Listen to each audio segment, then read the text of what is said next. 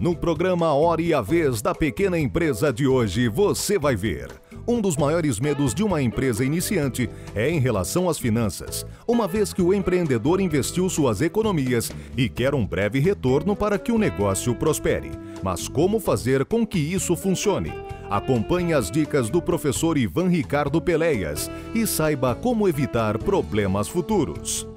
No quadro Pequena Notável, conheça uma pequena que inovou no mercado de tintas e hoje é conhecida em diversos países. Dando continuidade às matérias sobre direito de família, a doutora Carla Lungov retorna ao nosso programa para tratar de um assunto que ainda é motivo de muitas dúvidas entre os micro e pequenos empresários, a sociedade entre irmãos e cunhados. E ainda, acompanha uma entrevista exclusiva com o presidente do Instituto Brasileiro de Ética Concorrencial, Roberto Abdenur.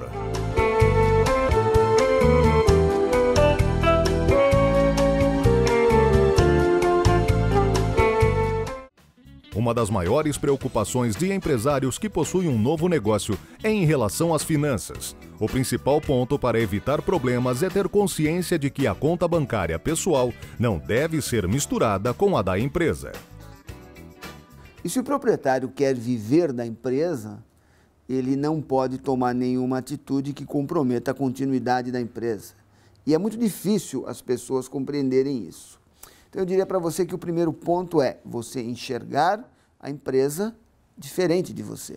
O empreendedor deverá lançar todos os gastos do negócio em um plano de contas. Mas como isso pode ser feito? O plano de contas ele é um requisito essencial para aquelas empresas que querem ter efetivo controle sobre os seus negócios. Como você faz um plano de contas? Um bom contador está preparado para, ao entender o seu negócio, ao entender as suas necessidades, dizer e ajudar qualquer empresário a elaborar, implantar e usar de maneira competente o plano de contas que foi montado para aquela organização. Outro ponto importante para acompanhar o desenvolvimento da empresa é criar indicadores de desempenho. De que maneira esses indicadores podem ser elaborados e como eles funcionam? Então, os indicadores são isso, eles são efetivamente o que o nome diz, eles são indicadores, eles são referências que eles permitem medir o desempenho de uma organização sobre diversos aspectos. Do ponto de vista do controle econômico-financeiro, os mais usados e muito úteis são aqueles que mostram a capacidade da empresa gerar caixa, os indicadores de liquidez, aqueles que mostram como a empresa financia suas atividades, que nós chamamos de endividamento. Os de rentabilidade, saber se vale a pena ou não investir no negócio, os de lucratividade, estou ganhando dinheiro ou não, e os de natureza operacional. O fluxo de caixa é um reflexo das economias diárias da empresa. Como se organizar para os recebimentos futuros e saber conciliá-los com os pagamentos mensais. Ele precisa saber o preço do seu produto, o preço do seu serviço, ele precisa saber o quanto custa ele produzir ou comprar ou prestar esse produto, esse serviço, e ele precisa conhecer o público para quem ele vai vender e precisa saber de quem ele vai comprar. De posse dessas informações, ele consegue definir a estrutura que ele precisa, o quanto custa para ele manter essa estrutura, ele pode definir o preço que ele vai comprar e, em conhecendo os volumes de vendas que ele vai praticar, ele pode determinar os prazos que ele vai conceder para os clientes pagarem aquilo que ele vender e ele vai negociar os melhores prazos com os seus fornecedores. Com as dicas do professor Ivan Ricardo Peleias, você poderá planejar e organizar melhor seus gastos sem ficar no vermelho e acompanhar o desenvolvimento do seu negócio.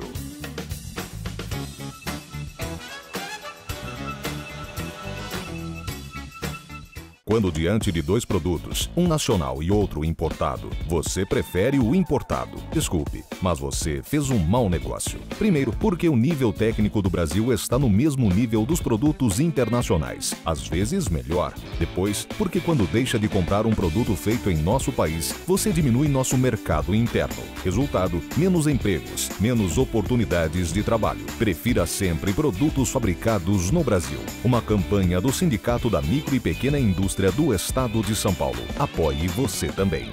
Você já ouviu falar em tintas que isolam o calor? E em tintas acústicas? Pois é, esta pequena empresa paulista desenvolveu estes dois tipos de tintas e hoje tem feito muito sucesso no Brasil e no mundo. Nós fabricamos isolamento térmico e acústico em formato de tinta. Hoje nós estamos na contramão do mercado, né? O mundo todo trabalha com massa, tudo que é massa. Nós estamos fabricando produtos, soluções com nanotecnologia, eu falo em microns e milímetros. O desenvolvimento desse produto exigiu muita pesquisa e muito trabalho, tanto da parte dos empresários quanto dos seus colaboradores. Nós estamos focados hoje em sustentabilidade, eficiência energética, isolamento térmico e acústico em formato de tinta. Então, nossos produtos hoje atuam em diversas áreas do mercado. Para você ter uma ideia, nós somos bem fortes na área de construção sustentável, né? Nós trabalhamos também com agronegócio, em aviários e em outros setores do agronegócio. Por trazer um produto inovador ao mercado, a empresa tem conquistado o seu espaço e atraído grandes clientes. Eu tenho revenda em diversos estados, né? Estou buscando, selecionando diversas revendas em outros estados, né? Nós traçamos um perfil, né? E estamos selecionando empresas que querem trabalhar com eficiência energética, com isolamento térmico e acústico, né?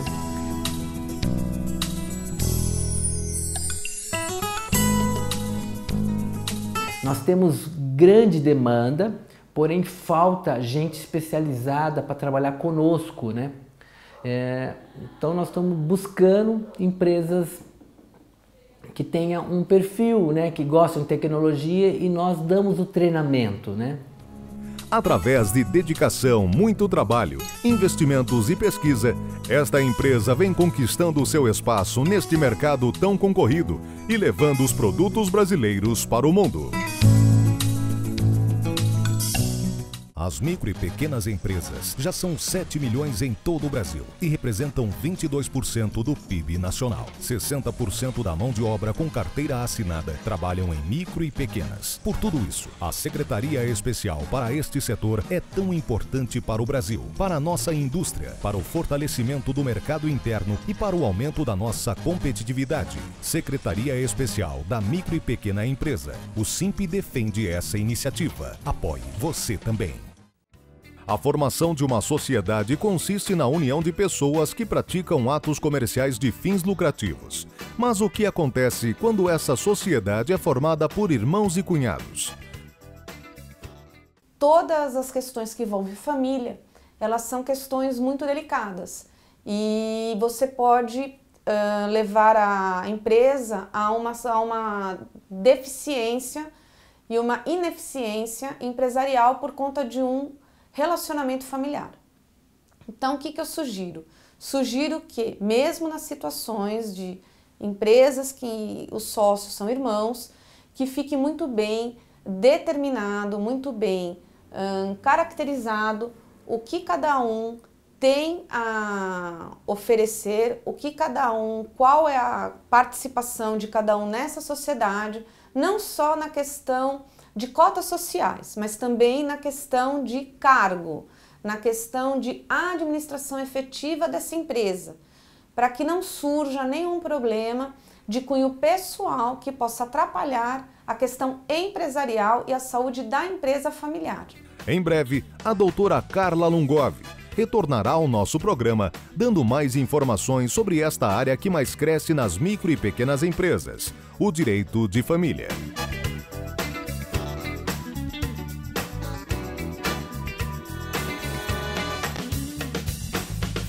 Confira agora a mais uma entrevista no programa A Hora e a Vez da Pequena Empresa. O nosso convidado de hoje é o diplomata Dr. Roberto Abdenur. Foi embaixador do Brasil e que é o presidente do Ético. É um prazer tê-lo conosco. Meu prazer. O que é o Ético? O Ético é o Instituto Brasileiro de Ética Concorrencial. É uma espécie de ONG que trabalha por melhores condições de concorrência dentro do mercado brasileiro, quer dizer, evitando desvios de conduta que prejudicam as empresas que competem honestamente e prejudicam o erário público e o governo. Então, nós combatemos coisas como a sonegação fiscal, a pirataria, a corrupção, o excesso de tributação, a complexidade da tributação e outros problemas de diferentes origens que causam distorções na competição e no bom funcionamento da economia.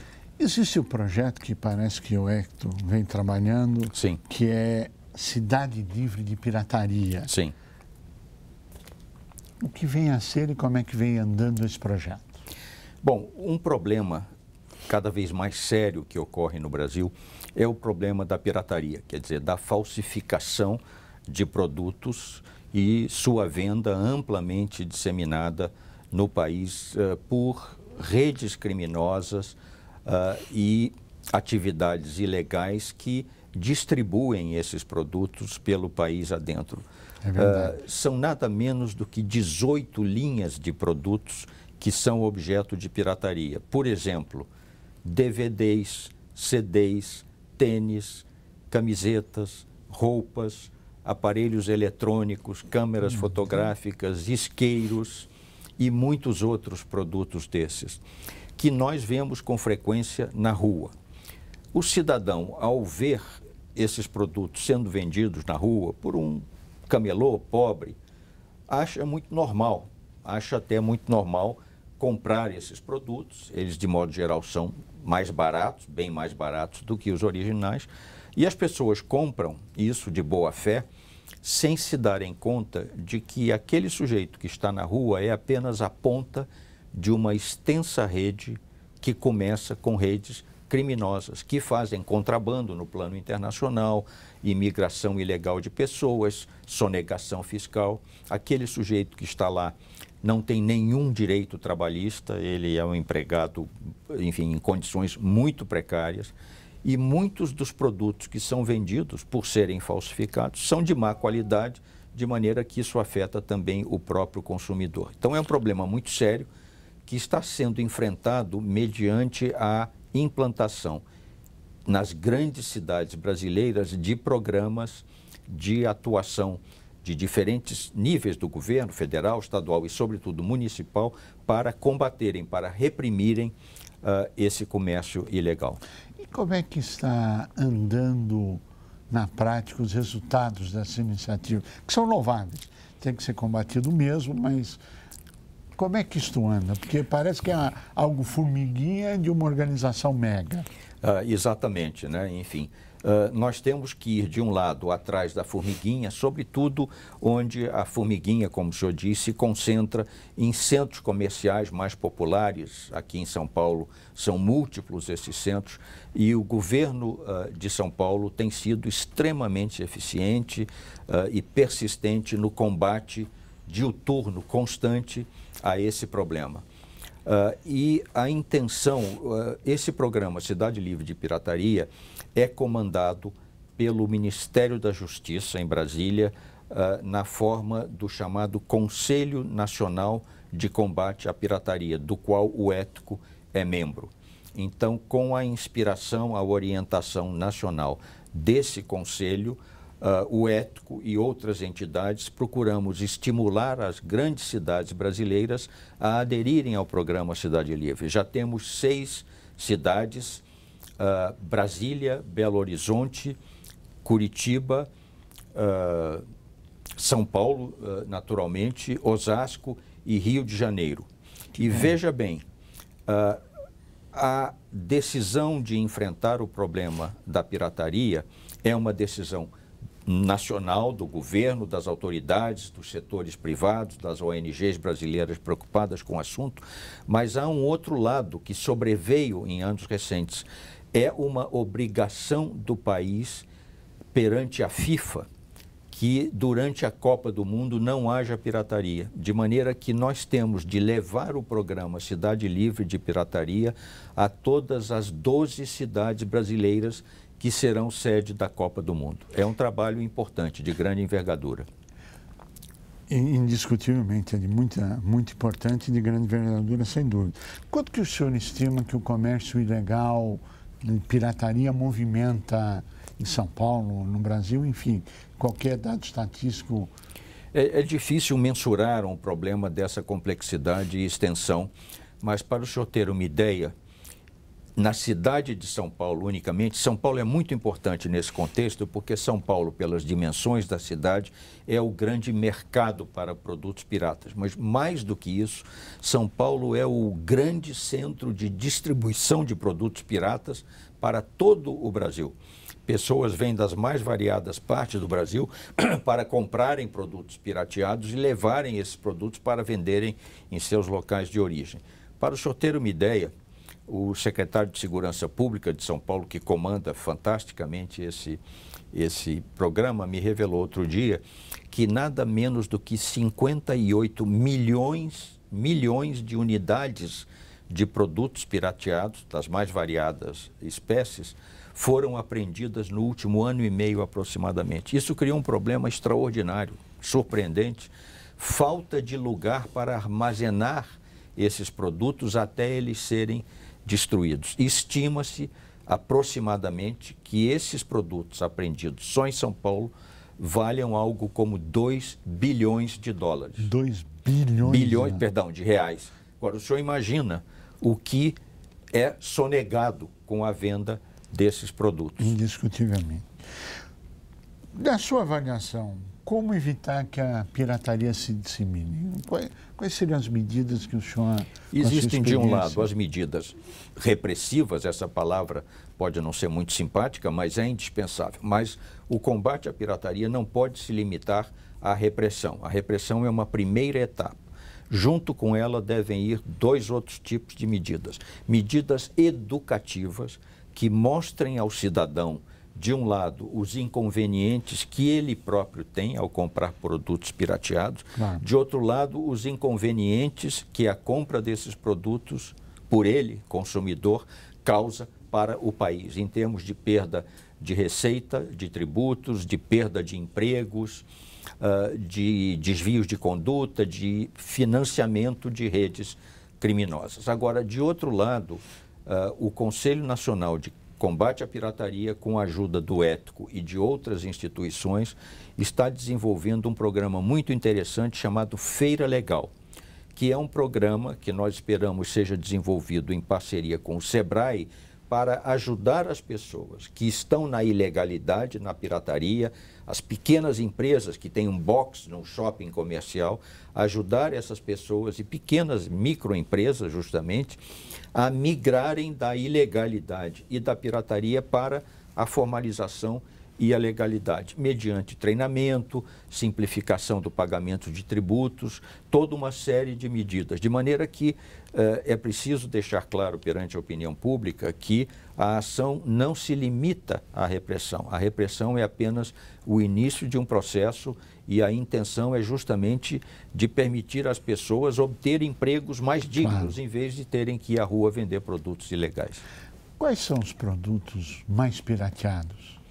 Olha, é difícil dizer. A minha impressão, como de quem anda na rua, é de que produto muito pirateado são DVDs e CDs, DVDs de filmes. É um produto muito procurado. Nós topamos a cada momento nas ruas com pessoas vendendo DVDs. Mas isso é apenas uma opinião pessoal. Eu não tenho uma estatística que diga que tal ou qual produto é o mais pirateado. De que forma essa pirataria afeta a indústria nacional? Retirando empregos e evitando que a indústria honesta, legal, possa ampliar suas atividades. E, como eu dizia, repetindo, quer dizer, e privando o governo de recursos para políticas, inclusive de apoio à pequena, média e microempresa na formalidade. Bom, dentro do quadro geral, que influência tem a carga tributária nesse cenário? Ou seja, apesar da carga tributária estimula, desestimula, qual a sua avaliação? Não, a carga tributária no Brasil é excessiva. O senhor tem uma ideia, estou falando já de um assunto um pouco mais amplo. A carga tributária no Brasil equivale a 36% 30% do produto brasileiro. Quer dizer, de cada R$100 que um cidadão produz no seu trabalho, 36 vão para pagar impostos. Isso encarece demais os produtos. Eu fiquei chocado outro dia ao saber que na indústria de medicamentos, de remédios, a média da tributação é de 30%. Quer dizer, um cidadão que está doente, que precisa desesperadamente de um remédio, paga 30% a mais do custo básico do remédio, unicamente em impostos. Então, para o senhor ter uma ideia, voltando ao que eu dizia, comparando a situação do Brasil com outros países da América Latina, no Brasil,